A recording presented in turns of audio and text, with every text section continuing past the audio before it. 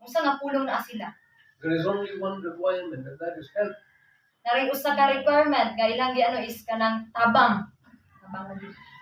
You see, the situations would come to a church planter So kana nga sitwasyon abot gyud na sa mga tawo nga motukod og simbahan. because you are operating in one area of town, Kay naga-operate mo na usa ka lugar ana sa inyoha nga barangay but Bataha. somebody heard about it from somewhere else, Or ang uban na nakadungog na sig asa, and they come to you with a question. kung niara siya sa inyoha sa usa ka pangutana. And most of the time, it is a very critical situation they come with. So sa usa ka sitwasyon moabot sila sa mga kritikal na sitwasyon. It reminds me of one time in my ministry. Naga-remind na siya sa iha daw one time sa iyang pag-ministry. Somebody came and asked if we would go and pray for a family. Niya usa ka tawo niya ato siya og pwede ba nga umpuan ang usa ka pamilya. This